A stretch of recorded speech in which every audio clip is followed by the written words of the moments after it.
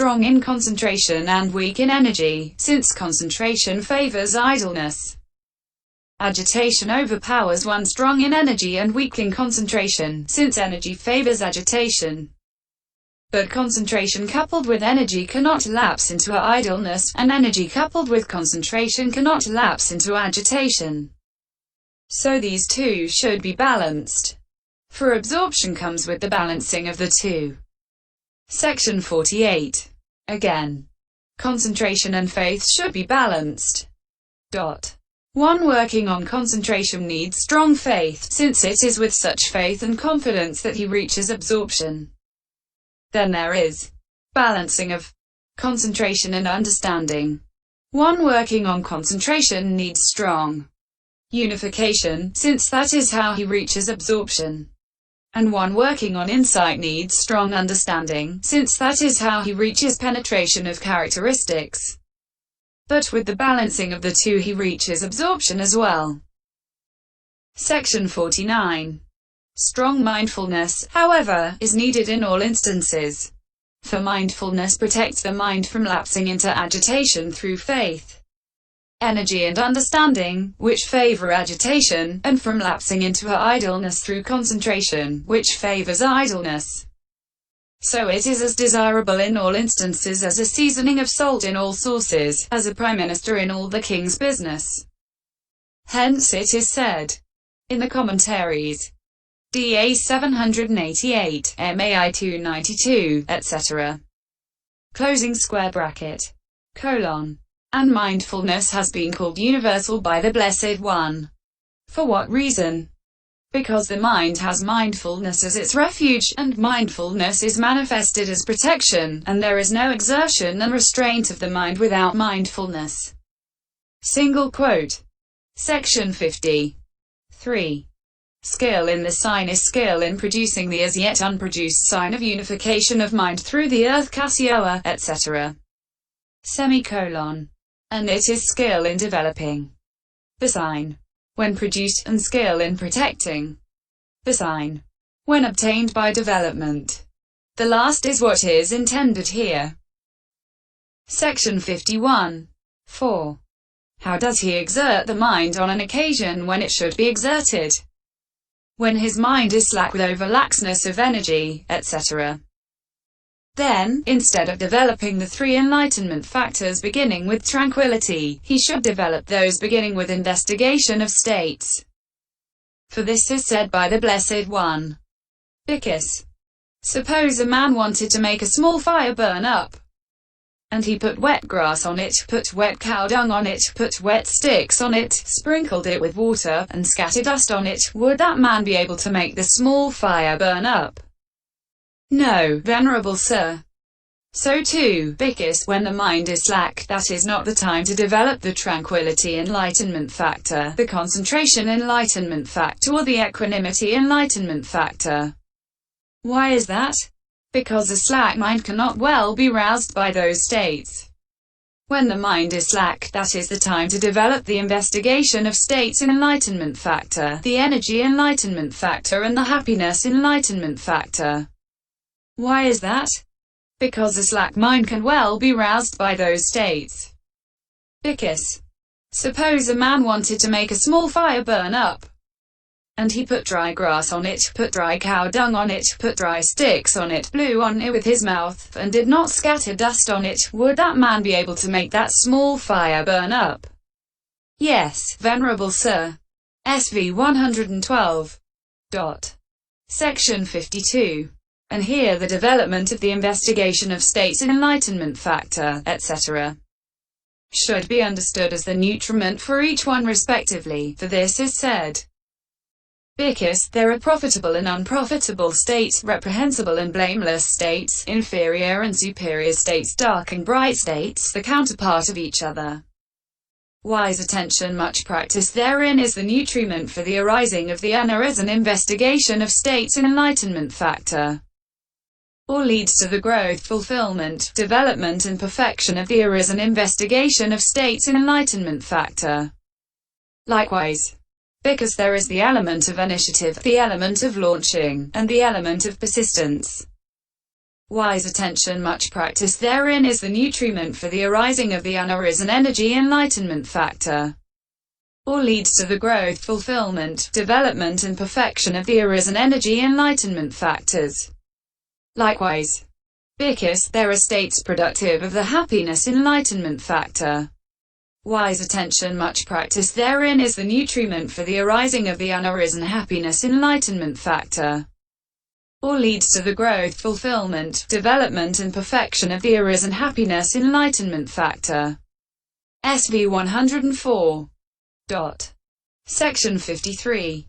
Herein, wise attention given to the profitable, etc., is attention occurring in penetration of individual essences and of the three general characteristics. Wise attention given to the element of initiative, etc., is attention occurring in the arousing of the element of initiative, and so on. Herein, initial energy is called the element of initiative. The element of launching is stronger than that because it launches out from idleness. The element of persistence is still stronger than that, because it goes on persisting in successive later stages. States productive of the happiness enlightenment factor is a name for happiness itself. An attention that arouses that is wise attention. Section 54. There are, besides, 7 things that lead to the arising of the investigation of states enlightenment factor. Opening parenthesis. A. Asking questions. B. Making the basis clean. Opening parenthesis. C. Balancing the faculties. D. Avoidance of persons without understanding. Opening parenthesis. E. Cultivation of persons with understanding. F. Reviewing the field for the exercise of profound knowledge. G. Resoluteness upon that. Investigation of states. Section 55. 11 things lead to the arising of the energy enlightenment factor. Opening parenthesis. A. Reviewing the fearfulness of the states of loss such as the hell realms, etc. Opening parenthesis. B. Seeing benefit in obtaining the mundane and supramundane distinctions dependent on energy. C. Reviewing the course of the journey to be traveled. Thus, the path taken by the Buddhas, Parchaka Buddhas, and the great disciples has to be taken by me, and it cannot be taken by an idler. D. Being a credit to the alms food by producing great fruit for the givers. E. Reviewing the greatness of the Master thus. My Master praises the energetic, and this unsurpassable dispensation that is so helpful to us is honored in the practice, not otherwise. Opening parenthesis. F. Reviewing the greatness of the heritage thus. It is the great heritage called the good Dharma that is to be acquired by me, and it cannot be acquired by an idler. G. Removing stiffness and torpor by attention to perception of light, change of postures, frequenting the open air, etc. Opening parenthesis. H. Avoidance of idle persons. Opening parenthesis. A. Cultivation of energetic persons. J. Reviewing the right endeavors. K. Resoluteness upon that energy. Section 56. 11 things lead to the arising of the happiness enlightenment factor. The recollections. A. Of the Buddha. B. Of the Dharma. C. Of the Sangha. D. Of virtue. E. Of generosity, and F. Of deities. G. The recollection of peace. Opening parenthesis. H. Avoidance of rough persons. A. Cultivation of refined persons. J. Reviewing encouraging discourses. K. Resoluteness upon that happiness.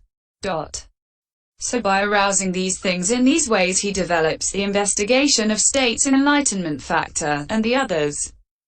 This is how he exerts the mind on an occasion when it should be exerted. Section 57. 5. How does he restrain the mind on an occasion when it should be restrained? When his mind is agitated through over-energeticness, etc. Then, instead of developing the three enlightenment factors beginning with investigation of states, he should develop those beginning with tranquility. For this is said by the Blessed One. Because, suppose a man wanted to extinguish a great mass of fire, and he put dry grass on it, and did not scatter dust on it, would that man be able to extinguish that great mass of fire? No, venerable sir. Single quote, comma.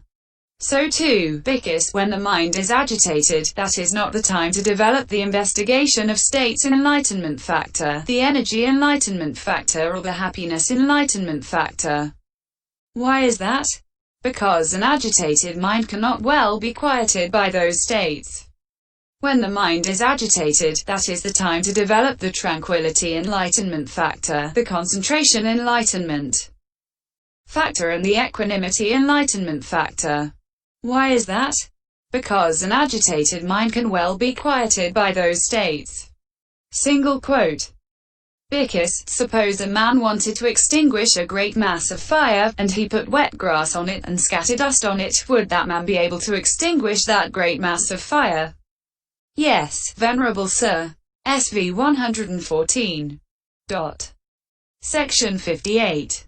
And here the development of the tranquility enlightenment factor, etc., should be understood as the nutriment for each one respectively, for this is said. Because, there is bodily tranquility and mental tranquility. Wise attention much practice therein is the nutriment for the arising of the unarisen tranquility enlightenment factor, or leads to the growth, fulfillment, development and perfection of the arisen tranquility enlightenment factor. Likewise, because, there is the sign of serenity, the sign of non-diversion. Wise attention, much practiced therein is the nutriment for the arising of the unarisen concentration enlightenment factor, or it leads to the growth, fulfillment, development and perfection of the arisen concentration enlightenment factor. Likewise, because, there are states productive of the equanimity enlightenment factor.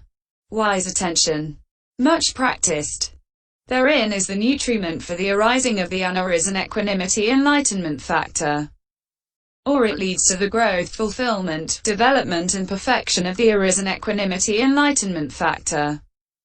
SV 104. Section 59. Herein wise attention given to the three instances is attention occurring and arousing tranquility, etc., by observing the way in which they arose in him earlier. The sign of serenity is a term for serenity itself, and non-diversion is a term for that too in the sense of non-distraction. Section 60. There are, besides, 7 things that lead to the arising of the tranquility enlightenment factor. Opening parenthesis. A. Using superior food. B. Living in a good climate. C.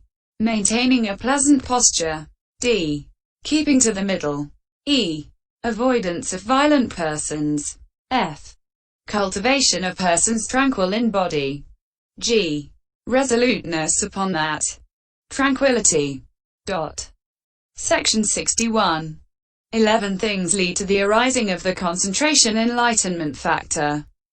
Opening parenthesis. A. Making the basis clean. B. Skill in the sign. C. Balancing the faculties. D. Restraining the mind on occasion. E. Exerting the mind on occasion. F. Encouraging the listless mind by means of faith and a sense of urgency. G. Looking on with equanimity at what is occurring rightly. H. Avoidance of unconcentrated persons. A.